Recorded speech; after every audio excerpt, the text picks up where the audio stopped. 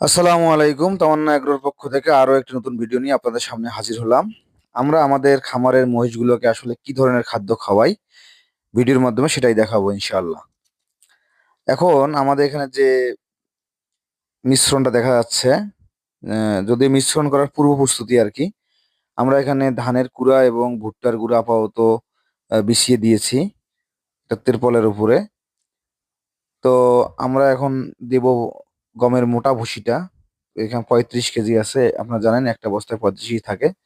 কিন্তু এবারের ভুসিটা আমি খুব একটা ভালো কিনতে পারি নাই, কারণ আমি নিজে দোকানে যাইনি, মানুষের দ্বারা কিনেছিলাম, তাই ভুসিটা ভালো আনতে পারে নাই। তো আপনারা অবশ্যই ভুসি কেনার আগে দোকানে যাবেন এবং নিজে থেকে ভুসিটা কিনবেন।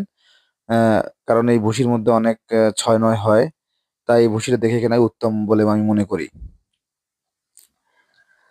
আর এই ভুসি বা যে যে যে সকল উপকরণ আপনারা দিবেন খাবারের মধ্যে, এবং প্রত্যেকটা উপকরণ যেন সুন্দরভাবে বিছানো হয় একটার উপর একটা, এভাবে তাহলে মিশ্রণটা ভালো হবে এবং খাদ্যের গুণগত মানটাও খুব ভালো হবে বলে আমি বিশ্বাস করি।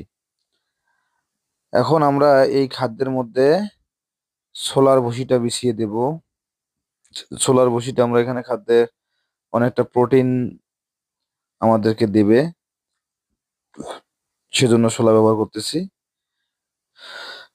মহিষ বা গরুর জন্য খুবই সুন্দর এবং পছন্দের খাবার এটি।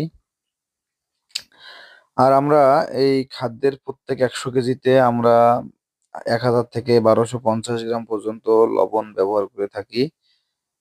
এরপরে আপনারা যত কেজি বানাবেন ঠিক তত গুণ লবণ আপনারা এই খাদ্যে প্রোভাইড করবেন, কারণ লবণটাও খাদ্যের মধ্যে খুব একটা ইম্পর্টেন্ট পার্ট। আর গরুর যেন হজম প্রক্রিয়া ঠিক থাকে এবং গরুর যেন বদহজম না হয় এই খাদ্য খাবার পরে। কারণ এই খাদ্যে অনেক ধরনের জিনিসপত্র আমরা ব্যবহার করে থাকি যেহেতু, সেজন্য হজম ঠিক রাখার জন্য আমরা খাবার সোডা ব্যবহার করে থাকি। আর এই খাদ্যের মধ্যে প্রোটিন মান যেন ঠিক থাকে, আমরা যেন প্রোটিন পাই, সেজন্য আরো ফিশ মিল অর্থাৎ শুটকির গুঁড়া ব্যবহার করি। আমরা প্রত্যেক 100 কেজি খাদ্যে 3.5 কেজি করে শুটকির গুঁড়া ব্যবহার করে থাকি, যার কারণে আমাদের খাদ্যে কার্বোহাইড্রেট এবং প্রোটিনের মান বজায় থাকে। আপনারা জানেন গরু মোটাতাজাকরণে প্রোটিন এবং কার্বোহাইড্রেট খুবই গুরুত্বপূর্ণ বিষয়, তাই এদিকে খেয়াল রাখতে হবে অবশ্যই। আমরা এখন মিশ্রণটা হাতে করে দিচ্ছি, কারণ হাতে যদি না করি, পা দিয়ে করলে খুব একটা ভালো হবে না, তাই আমরা হাত ব্যবহার করে থাকি এখানে। এই মিশ্রণ শেষ হয়ে গেল আমাদের। মিশ্রণটা শেষ হওয়ার পরে আমরা এটা বস্তাজাত করব।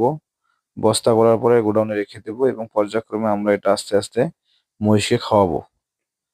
তো আশা করি আপনার ব্যাপারটা বুঝতে পারছেন। সকলকে ধন্যবাদ।